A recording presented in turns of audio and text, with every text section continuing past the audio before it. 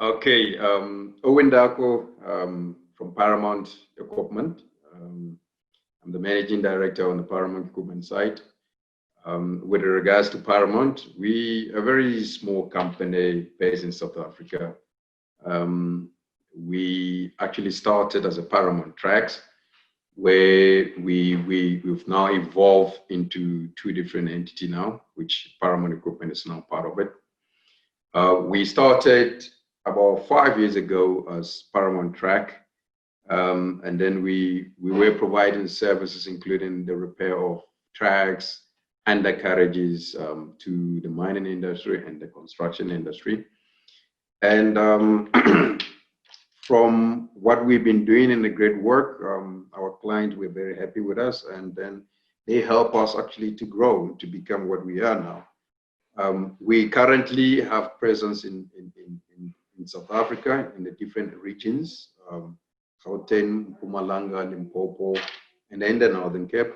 We also established a presence in Johannesburg, where is in Botswana, Zambia, and also West Africa, which we currently now just started operating there in Ghana, to be very precise. So as I said, Paramount is now, from track point of view, we have a relationship with ITM, a global supplier of undercarriages. We also have a good relationship with the distributor of Kumbi wear parts within the West South African region, and also in South Africa as well. And then recently, where we brought together in, as I said, we have the Paramount Equipment. Then we looked at bringing in equipment into our division. So we had a dealership with REL. They supplying us drills. REL has been in the drone business for about 4 decades now. So they giving us, providing about drill within the range of 63 millimeters to about 344 millimeter drills. So they got a wide range. So now that's now falling under Paramount Equipment. So what we also offer into the Paramount Equipment is we do repairs of buckets and also for balls and blades. And we manufacture, going into manufacturing or fabricating of our own buckets and bowls as well, which we're very excited about. So basically that is what Paramount is all about. And that's what I wanted to talk about.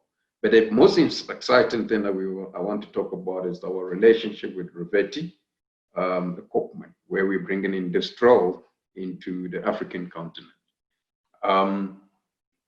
Now, if we look at it, the technology that we're bringing is the autonomous drill, where we've now got an agreement with Bazarit, and in a few months we'll be back in Botswana to drill for us. I mean, if you're looking at autonomous drill, it's becoming prominent that everybody must go into looking at what is currently happening in the world with the COVID. I mean, it has been now becoming so clear that most of organizations now have to focus on the allocation and availability of your human capital. I mean, just thinking of it, availability of your human capital, if you have almost about 50% of your human capital that's incapacitated, or let's say they got issues because of COVID, staying in the home, that means you have total half of your percentage of your production down. And I mean, with autonomous drilling, you wouldn't have that situation. If you had invested in the autonomous drilling from time back, we wouldn't be having the interference that we're having in the mining industry. You would have obviously, compared to the manual drilling, we didn't have such a huge impact. Whereas, let's think about it, you got a lot of drills running, you have to now dispatch drill operators into each drill. And then after that, the logistics around it to clean the drill, sanitize, and all those things would have had a huge impact on your production. But with autonomous drilling, you wouldn't have that. You get your operator sitting in a lavish air-conditioned room, out of the vibration, out of the noise, out of dust, out of high hazardous environment into a now cozy environment where the operators will be able to have a harmonious way of working and providing high productivity. And then besides the safety aspect of this autonomous drilling is the way you now have a precise and a more accurate depth tracking of your drilling.